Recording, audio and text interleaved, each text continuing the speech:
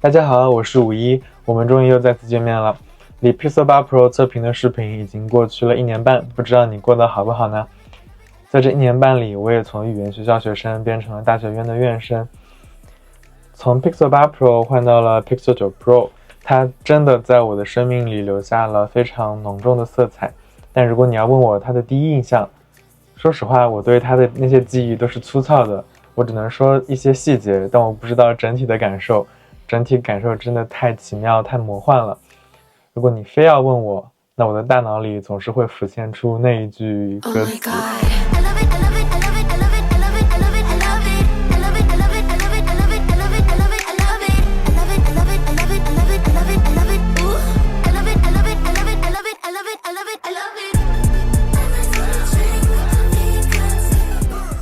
这就是 Pixel 9 Pro 的外观。说实话 Made by Google 做这种家族式设计简直是手到擒来。纵观 Pixel 6、Pixel 7、Pixel 8、Pixel 9，你可以一眼认出它们都是 Google Pixel， 但也可以很容易的区分开它们都是具体的哪一代。这代 Pixel 也终于换上了直角边框。在26年欧盟法令正式生效之前，我认为三星和 Pixel 切换到直角边框只是时间问题。但说实话 Google Pixel 9的直角边框它的铝合金打磨真的不算质感太好，但是它毕竟也不是那么贵的手机，我们就原谅它吧。在手感方面，我认为得益于体积，这代 Pixel 9 Pro 的手感还是非常不错的，很推荐那些在意手感的人去更换。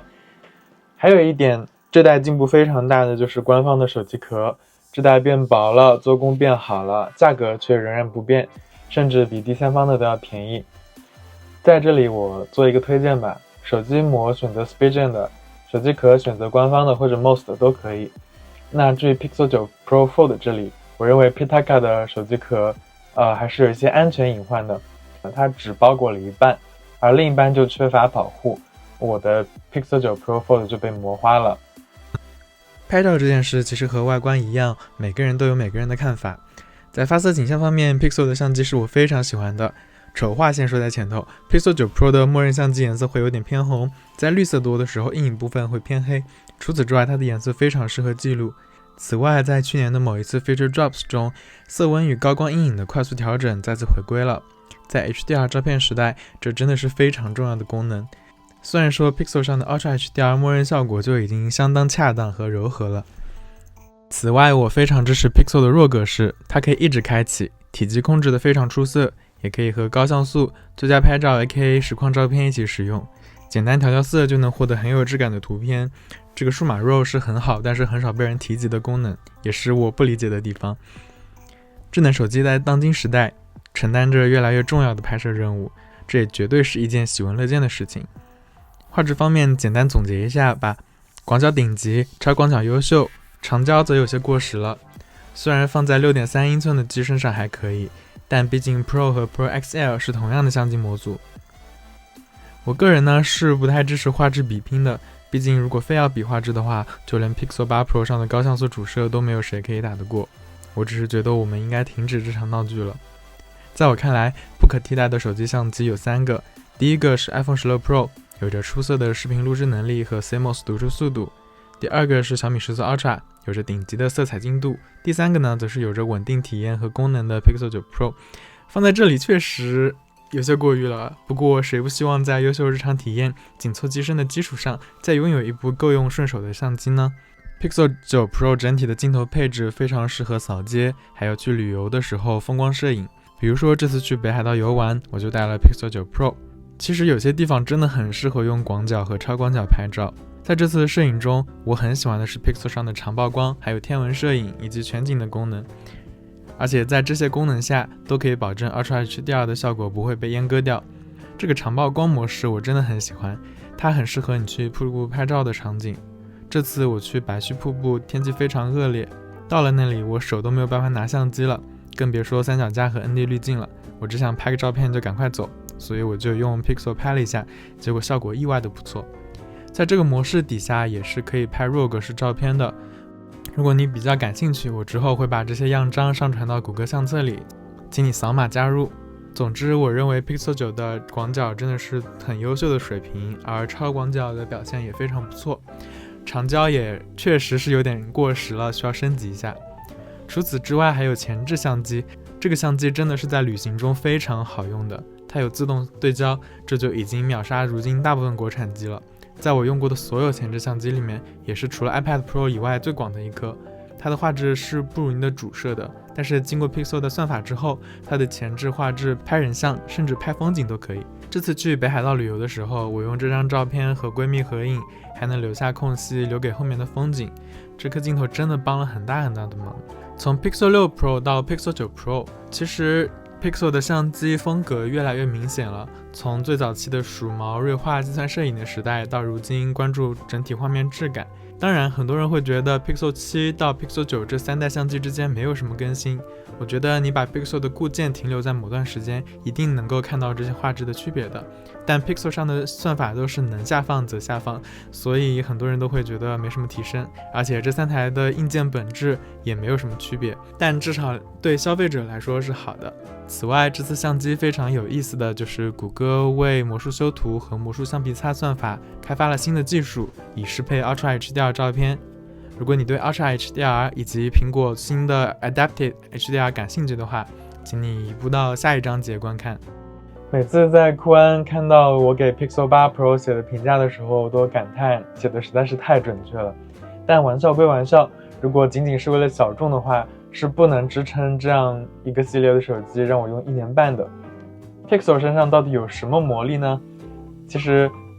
它本身也没做对什么事情，只是我换回了一些手机，比如说三星啊 Nothing， 再比如说国产的一些 UI， 才发现 Pixel UI 的好。广告这些就不谈了，美观也是见仁见智的事情，但是有一些功能缺失我真的没有办法忍受。最严重的就是这几个：双击打开相机、媒体控制、点击加入资料库，还有一个好用正常的搜索，以及切换手机助手的功能。说实话，这是我认为非常基础的体验，但是很多设备都做不到，这是令我非常吃惊的。至于 Pixel 独占的那些功能，比如说 Gboard 的自动纠错、Call Screen、Tensor G4 优化的字幕、文字转写等功能，在我的日常生活中有非常非常优秀的体验。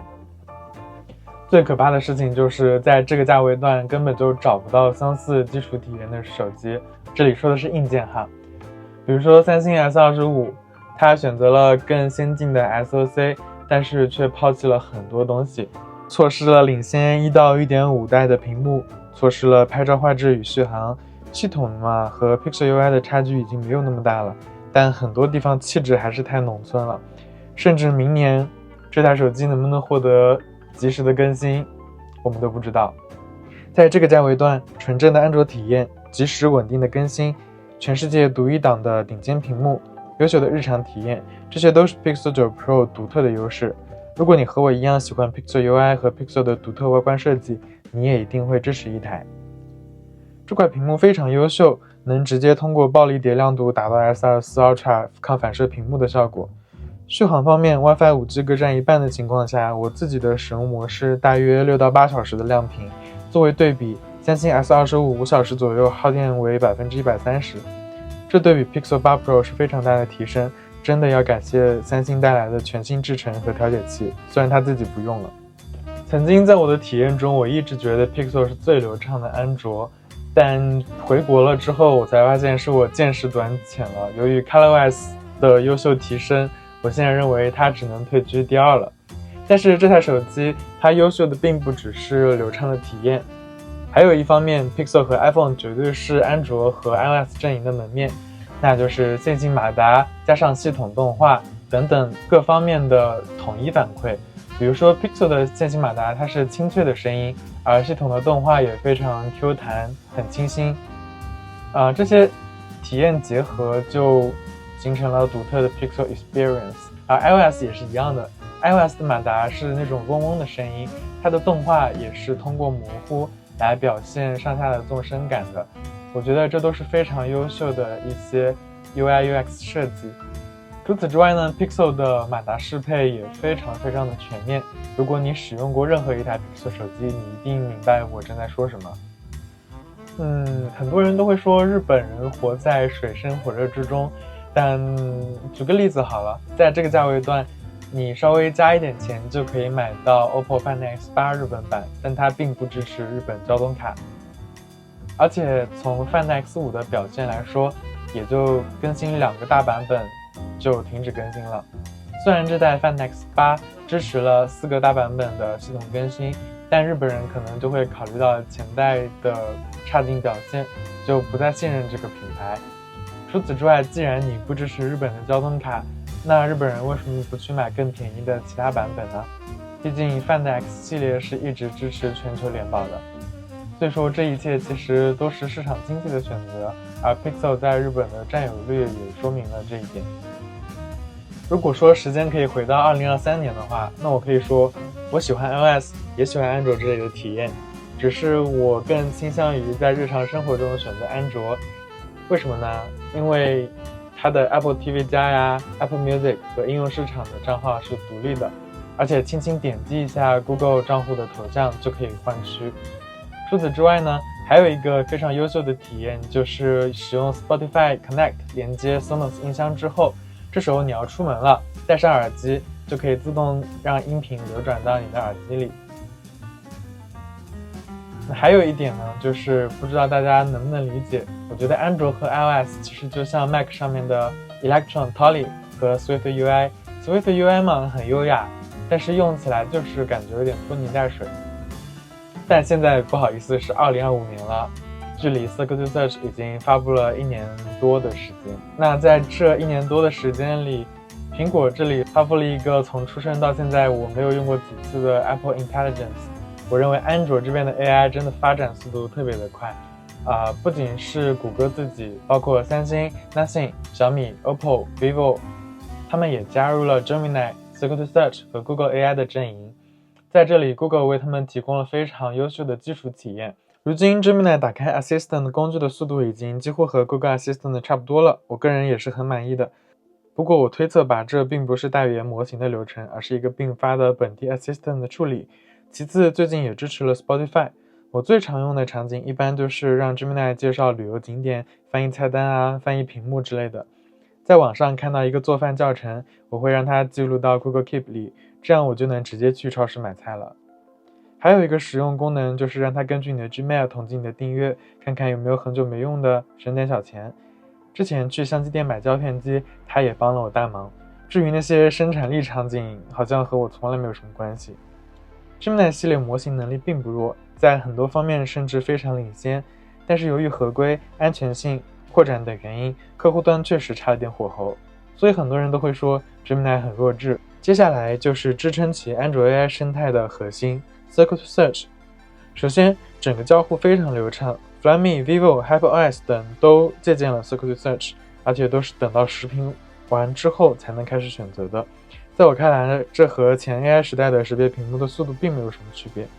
但用户一旦想使用视频功能，一定是知道了自己需要识别什么内容，所以这时候禁用用户的操作的行为就会影响用户体验。Circle to Search 会在用户刚抬起 Navigation Bar 的时候就开始响应，即使分区还没有完成，也会在等待视频完成后将用户的手势重新计算。这样一来，很多无法复制的地方就可以通过 Circle to Search 圈选。复制文字一直都是安卓和 iOS 需要解决的难题，但 Circle to Search 这回确实成功了。如果你喜欢刷信息流，例如 X、微博，那你不用进入二级菜单就可以搜索或者复制相应的内容。再比如说小红书，也终于可以复制 Like a Pro 了。如果你想知道这样一个富有灵气的功能是如何迭代和思考的，请参考 Made by Google 官方 Podcast 第5季第6期。顺带一提，你只需要用 Circle to Search 圈选一下下方的这行字，就可以跳转到该播客。Circle to Search 是 UI/UX 体验的登峰造极，也是设计循环必要性的体现。之所以谷歌使用圈选的方式，并且把搜索框放在屏幕底下，是因为他们在原型测试的环节发现用户通过这种方式会有参与感，令人心情愉悦。它足够强壮，在各种场景都可以搜一下。它也足够有趣，没事干就搜一下，这种赛博盘珠的行为也挺好的。它足够有用，多语言的 OCR 配合 Google Pixel 的剪贴板编辑功能，让它提高了安卓的基础体验。Circle to Search 能成功的原因之一就是背靠 Google 搜索，这也是它成功但国产的模仿品只能作为一个 OCR 的原因。当你刚画好内容的时候， Google 搜索结果就会从屏幕下半方出现，这非常流畅，也不影响你的复制体验。朋友在微信里给你发来网易云、QQ 音乐或者 Apple Music 的链接，但你使用的是 Spotify 或者 Tidal， 这时候 Circuit Search 一下就可以直接在 Listen Tab 里面跳转到任何听歌软件。想象如果没有 Circuit Search， 你需要实屏复制歌名再到 Spotify 进行搜索。再比如说曾经需要微信键盘才能实现的计算功能，如今调用 Circuit Search 就能轻松实现，甚至你还能再调用一次复制结果。比如那些不认识的日语汉字，轻点一下就能知道读音。就算结果找不到，配合 Pixel 的剪贴板编辑，也可以在 Moji 词书、捧读等软件里继续。再比如说像 Tabelog、小红书这些软件，前者内嵌了雅虎地图，又没有步行导航，后者评论区只能复制全部，不能选择文字。这时候用 Circuit Search 就可以直接跳转到 Google 地图，你可以保存到自己想去的地方的列表，或者是直接导航前往。至于识别图片，我觉得每个人都有每个人的用法，但如果你用过 Google Lens， 也知道它和小布识图的差距，你应该懂我在说什么意思。我的主要用法就是识别地标、识别商品，这两点 Google Lens 都做得非常好。如果你想了解最初版本 Circuit Search 的能力，请你查看这一期视频。顺带一提，只要长按启动 Circuit Search 就可以跳转到这期视频了。你可以在 Circuit Search 里搜索商品，再加上不同关键词，比如说颜色。你也可以在这里圈画一道数学题，让 Gemini 为你解答。你也可以一键翻译屏幕或者听歌识曲，这像是一个工具箱，就不多介绍了。第三点，在 Pixel 上你可以调用分享接口，并与 Pixel UI 的能力配合。你可以将 Pixel UI 的 Screenshots 剪贴板功能配合在一起使用。你也可以圈画图片并分享到拍立淘，可以从复制的内容中选择出 BV 号，也可以在看发达星期四的时候保存到 Screenshots， 后续打开的时候就可以看到处理好的图片，并快捷打开在 Spotify 中。此外， Pixel Screenshots 也让系统截图支持了提醒功能，这是我之前一直很眼馋三星的。这样一款功能是 Google 在 Galaxy Unpacked 上轻描淡写的发布的。在 AI 时代的今天，只是悄悄做了一个 Google Lens 的接口就足以封神，怪不得刚获得格莱美的查理 XCX 和刚在中国影院登顶的 Astar 都对这个功能赞赏有加。它真的是一个非常富有灵气的功能，也是有趣又有用的 AI。它绝对是交互体验的变革，也是 AI 在当今时代真正有用的瞬间。 Circuit Search XOXO。之前有朋友在评论区说想看日本的支付方式，我只能说谷歌钱包在日本真的是太好用了，你可以把你的健身房钥匙啊，还有积分卡等等等等都放到你的钱包里。此外，谷歌钱包因为用的是原生安卓的 OSIF 替代，所以你可以有多张默认卡，也就是说当你去711购物的时候，只需要和店员说我要使用 Quick Pay， 就可以使用 Quick Pay 进行支付了，不用在手机上选卡。有人可能要问了，那 iPhone 不也有什么快捷交通卡的功能吗？是的， iPhone 只能够选择一张交通卡作为快捷交通卡，当你熄屏的时候就可以使用。除此之外，你每次在711付款都要手动选择 Quick Pay 或者是 ID 啊 One on Pay 这些服务。我们安卓妹虽然递钱没有递卡一堆，但是去便利店付款的时候，只要把手机轻轻一靠就可以支付成功了。Pixel Buds Pro 2绝对是一款邪门的产品，在它身上你体会不到音质的任何提升，但是降噪确实也提升一点，不过也带来了更大的底噪。这款产品提升主要是在佩戴感和外观上，这真的是非常非常小的耳机，我不知道和其他产品对比怎么样，总之比我的索尼降噪豆第5代还有上一代 Pixel Buds 都要小。它戴在耳朵里面有2种模式，第一种模式是直接戴上去，这个时候呢是比较轻的，然后戴上去比较舒服的，当你进行剧烈运动的时候可以转一下，就可以戴得比较紧了，这还是很有意思的。那其次呢， Pixel Buds Pro 2对我来说最优秀的体验就是它是一款稳定的蓝牙耳机。是的，你没有听错，在它身上我不会碰到那种什么问题啊，比如说这个盖上了盖子但是仍然在连接，或者是只充着上一边的电，或者是打微信电话打着打着就没声音，这些问题。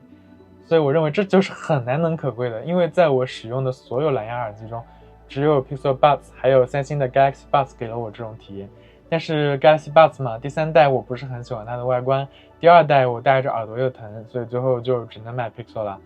至于 Pixel Watch 第3代嘛，我个人是很推荐大家去升级45毫米的版本的，因为可以看到我是一个手臂比较细的人，但是这个手表在我手上戴，我觉得还是很合适的。其次就是它的续航，曾经我觉得1天1充是挺规律的事情，没有必要焦虑。但是后来我发现，如果你要去别人家过夜，你又正好不小心忘记带充电器了，这对你的强迫症是非常巨大的打击，真的。而Watch第3代可以说续航非常的稳，你第1天过夜完了以后，可以撑到第2天睡觉之前，这还是非常巨大的提升的。要知道之前 Pixel Watch 第2代也就是1天整的续航。最后提一嘴，能和 Pixel 对比的产品都是非常非常优秀的产品了。比如说 iPhone 16 Pro 还有小米14 Ultra， 它们在我眼中都是无可替代的 T0 级产品。再比如说三星 S25， 它也是一个高分产品，尽管它身上有着严重的续航短板，但你要知道它们都是很优秀的产品了。如果你正好在用着它们，而且听这些话有些难受的话，我先在这里滑跪了。在这个部分里，我会和你聊一聊在这段时间里我的一些有趣的发现，主要呢是技术层面的。其实主要原因是因为之前的视频 Pixel 8测评的视频，然后有人在弹幕说我说话很像 presentation， 后来我就反思了自己，所以这次就出镜录了口播。我觉得可能会更有亲和力一点，但确实不算效果很好，因为我一看到镜头就紧张的不会说话了。那这部分呢，就是类似于之前 Pixel 8 Pro 测评的那种风格，我相信一定会有一部分人喜欢的。毕竟下一部分的标题就叫做爱你全部的所有，如果做不到这样就别关注我了，好吗？首先我们来聊一聊 Gemini。Gemini 其实是一个非常有趣的模型，甚至由于上下文长度啊、多模态这些优势，它其实非常适合作为手机助手的基础模型。Google AI Studio 上面可以使用到原生的性能，你可以试试看。2.0 系列呢，则延迟很低，上下文长，价格便宜，配合一些搜索工具非常好用。特别是延迟低这个特性，我真的觉得非常非常重要。但是 Gemini 客户端会有一些问题，首先呢是上下文截断，其次是语言混乱，还会莫名其妙调用 extension。虽然 Google 送了6个月的 Advanced， 但是我主要都是用里面的 Gems 还有 Deep Search 的功能。不过 Gemini 在生活中还是很有用的，在手机端虽然有毛病，但至少启动快呀。在 Mac 端就更不用说了， Gemini 1.5 Flash 8B 还有 2.0 Flash Lite 都可以作为翻译的模型，性价比非常高。而 2.0 Flash、2.0 Flash Syncing 也可以接入 Chatwise 这样的软件来用。还有一个非常有意思的就是 Gemini 客户端的图片搜索能力，比如说这张小米14 Ultra 的图片只有 Gemini 客户端可以识别出来，不管是 AI Studio 中打开 Grounding 的基础模型、 ChatGPT、Cloud 或者是中国的 AI， 甚至小爱自己都没有办法识别出来。我最期待的呢还是 Google 的 Project Astra， 其实你已经可以在 AI Studio 上面试用 Gemini 的这一多模态能力了，而且表现也很好，也有很多好玩的玩法。但是我更想看的其实是 Project Mariner， 能控制 Chrome 的窗口操作，在那之后我相信也一定有与安卓相关的开放能力。真的越来越期待2025年的 Google I/O 和 Made by Google 了。其次我们来聊一聊 AI 性能与功能，这是一个很有意思的话题。首先 Pixel 的 AI 都非常克制，不会让你觉得很重。 Gemini 的反应速度很快，这是小布小爱、 DeepSeek、ChatGPT 都做不到的。其次 Circuit Search 的搜索能力也是基于 Google 搜索的 Overview 的，并不会一直出现。大部分的时候呢，用户想要问这是什么东西，其实用 Google Lens 就已经足够给出答案了，完全没有必要去使用 AI。 像小布啊，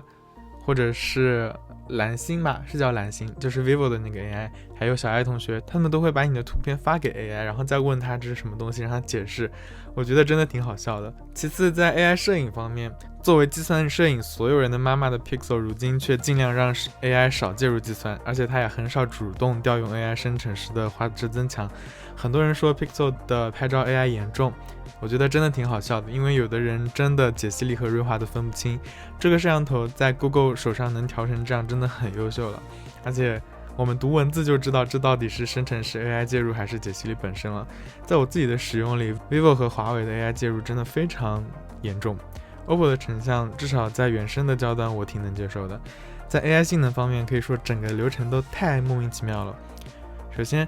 Geekbench 的 AI 跑分加在 TPU的 Pixel 在 AI 跑分上特别高，你也能感受到在 ISP 和图像算法方面 Pixel 的强大。但说到本地 LLM， 事情就并不是那么简单了。为了这次测试，我购买了 Realme GT6 以对比 Gemini Nano 的能力，但是失败了，因为 Realme GT6 虽然支持 Gemini Nano 单模态版本，但并未开放 Google AI Edge SDK 的访问权限，所以相当于白花了6万日元，我真的气哭了。在安卓本地 LLM 的调用可以使用 Media Pipeline， 你可以查阅 Google 提供的网站，但总之 Pipeline 并不支持 NPU 和 TPU， 所以还是比拼的 CPU 和 GPU 性能，这就没意思了，对吧？对比的结果也和探测 G4 的能力相似。目前 Pixel 9 Pro 的 TPU 支持的模型只有 Gemini Nano 2，你可以通过 Google AI SDK 来调用它，只要在 Gemini Nano 的页面上注册内测资格即可。我将官方示例的 App 下载了下来，并且增加了一个计时器。Gemini Nano 2是一个 3.25B 4比特量化的手机可以运行的多模态模型，现在运行在 Pixel 9全系、三星 S25 全系列上。因为玩过本地生产的都知道，他们如果不运行在内存中，延迟是非常高的，所以说他们会一直占用你在 Pixel 9 Pro 或者是三星 Galaxy S25 系列上3G 不到的运行内存，这也与一个 3.25B 的模型大小差不多。使用 TPU 的 Pixel 9 Pro 吞吐速度就快多了，但是令人失望的是，这个 Edge SDK 并没有开放多模态的能力。我也尝试了直接发送 Base64 编码，也因为长度被禁止输入。因为 Gemini Web SDK 的图片处理就是这样转换 Base64 并发送的嘛。Screenshots 使用了 Gemini Nano 2.0 的多模态能力，说实话最早期的模型就一般，但现在似乎 Google 在逐渐放开语言限制，而且它对图片的描述也越来越准确了。Screenshots 本身就是一个优秀的软件，比如说我想搜索歌词就可以找到相应的图片，但如果你指望问答有什么用就算了。首先并不一定会给你正确的答案，因为这个模型智商捉鸡，而且最重要的就是你在输入的过程中就已经能找到那张图，看一下就知道答案了，为什么要等它回复呢？但 Screenshots 的运行机制并不健康，在后台它确实不影响耗电和其他应用运行，但是呢Screenshots 只有在充电或者是打开 App 在前台的时候才会全力计算，这时候一张截图处理大概要10到20秒左右。如果在后台呢，或者不在充电，一天就大概只能处理10到20张 Screenshots， 对于我这样一个喜欢保存截图的人确实不太够用。当然了，第二天早上起来你就会发现手机充满了，这些截图也处理好了。其他 AI 功能方面呢， Pixel 9 Pro 系列上也做了一些更新，这些更新除非特殊标明，都下放给了 Pixel 6 Pro 以及之后的机型。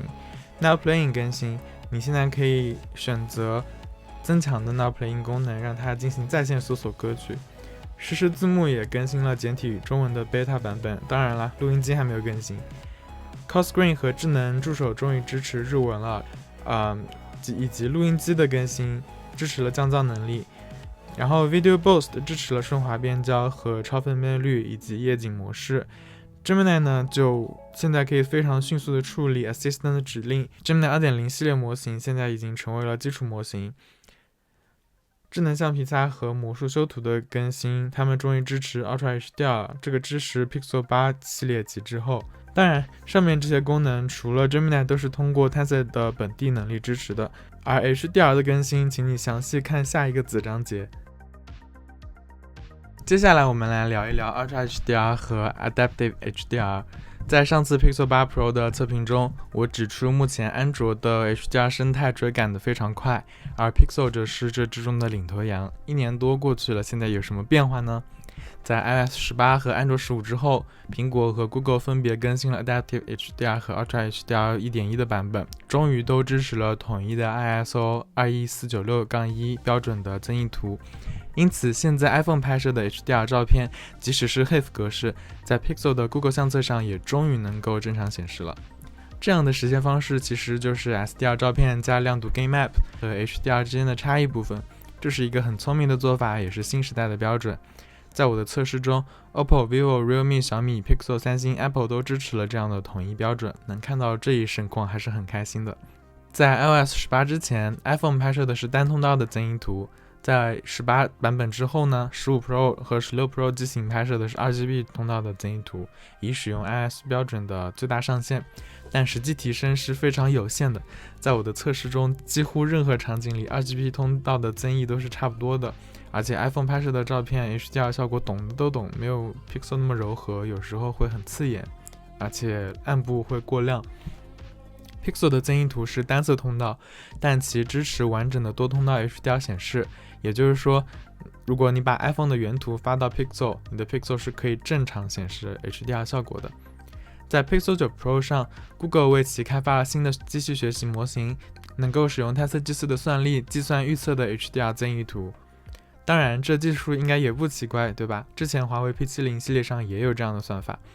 但前面说过 ，Google 对 AI 是非常克制的，你没有办法无中生有一个 HDR 照片，而是只有你使用魔术编辑或者是魔术橡皮擦之类编辑的时候才会调用。具体来说，这个机器学习模型是用来重建 HDR 图像编辑后缺失的增益图区域的，给定原始 SDR 图像，编辑后的 SDR 图像还有原始图像的增益图，使用掩码将预测与原始增益图混合，最后就可以成功重建了。此外， iPhone 拍摄的 HDR 照片在上传 Instagram 之后也会被转换为单通道，而且 Instagram App 并不支持直接调用 iOS 的接口拍摄 HDR 照片。当然了，Pixel 在这里是正常的，甚至这居然是 Pixel 独占的功能。无论是 Pro XDR 神机 Find X8 Pro， 还是熊小莫的主力机 vivo X200 Pro， 或者是国普之后只需要4000人民币的小米15，都不支持这个功能，甚至三星 S25 也不支持。说好的三星和谷歌有一腿呢？当然 Pixel 的 HDR 适配也并不是万无一失的，例如实况照片的 HDR 虽然比 iPhone 做得好一点，你可以选择 Pixel 自己为你选择的 Best Frame 导出 HDR， 但没有 OPPO 做得好。 OPPO 可以让用户选择下载 Pro XDR 模型，并且将导出的帧优化成 HDR， 虽然这个模型需要几百兆，但至少 OPPO 用笨拙的方法给到了，这才是一种老公的感觉呀。作为参考， Pixel 的 HDR 重建的模型大小仅为1兆不到。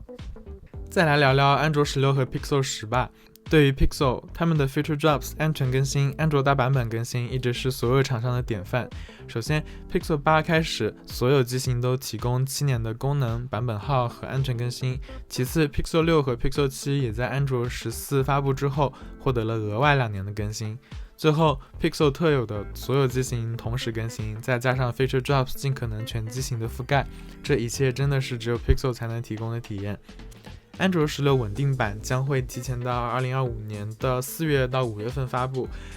在那时候呢，三星也终于可以吃上安卓15了，好感人。在安卓16上，我认为主要的改动是实时活动 API 和 HEIF 格式的 Ultra HDR 照片、Ultra HDR 格式的系统截图，这一定是 Pixel 10 Pro 的新功能，但肯定不止这些了。Pixel 10 Pro 如何设计，有哪些新的功能，这才是我最关注的地方。特别是设计这方面，谷歌到底能在这样子的基础代购上面玩出来什么花呢？那应该最后还有一个所有人都最关心的问题，就是 Pixel 9 Pro 的价格到底多少。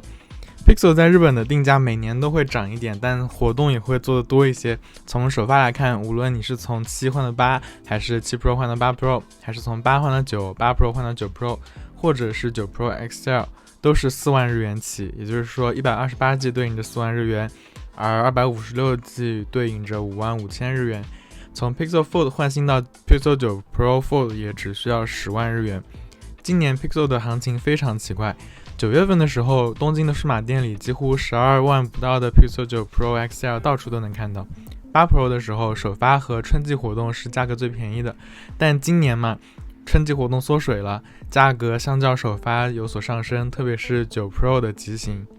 以首发为例， Pixel 9 Pro 售价为15万9900日元起，我的 Pixel 8 Pro 折抵了8万8000日元，返还3万2100的积分。而更贵的 Pixel 9 Pro XL 售价17万7900日元起，但返还的有5万100日元，这两种方案都是4万日元换新。如果你没有 Pixel 8 Pro， 和当时日本这里的手机店二手价格6万左右相比， Pro 和 Pro XL 的起售价确实都是10万日元左右。那些私信我的准备去日本留学的，别怪我没提醒你这2点。第一点，换新不限制成本和成色，只要屏幕没裂、后盖没碎就好。第二点，华强北还能更便宜，如果你实在懒得买旧手机，直接去江派拉或者是伊欧西斯买新机就好。在8月底购买 Pro XL 128G 版本的价格大约在12万日元上下，当然这包含了店员的服务费，如果你要自己换新肯定会更便宜啦。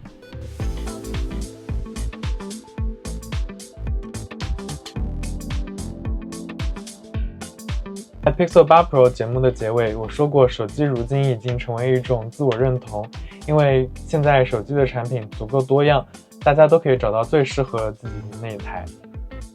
但不幸的是，简体中文社区对 Google Pixel 的评价已经变成了一种扭曲的地步，很多人也没有办法从自己的信息渠道获取及时有效的信息。对我来说，这就是 Google Pixel 的里程碑时刻。首个版本日用就流畅稳定的性能，优秀的续航，线性马达，配件生态，公正的价格等等。再考虑到 Google 提供的那些 AI 功能，所有机型都可以同步更新到最新版本，有时候很灵气的3个月至少一次的 Feature Drops， 流畅的 Pixel UI， 这真的是 Pixel 才能带给你的独特体验。缺点呢，也主要和 Pixel UI 的体验有关，比如说桌面缺少大文件夹，批量移动图标的功能。至于安卓生态本身嘛，有许多未解决的老生常谈的问题，比如说双层图标、单色图标、Edge to Edge 的适配等等。我很能并且很容易说出那句 I love it。 在混乱的互联网中心用 Circle to Search 航行，在旅行的时候用 Pixel 拍摄照片，在相机店门口和 Gemini Live 打电话让他教我怎么操作胶片机。助手这个角色 Google Pixel 完成的非常出色，在大部分时候他就只是这样静静地观察着这个大大的世界，在必要的时刻做出行动。我觉得我和他都零错。当我和他分别的时候，我总觉得我的生活遭遇了困难。我深知有很多和他相似的手机，他自己呢也有不少小毛病，但我就是喜欢他，不只是在外观占有率上独一无二的他。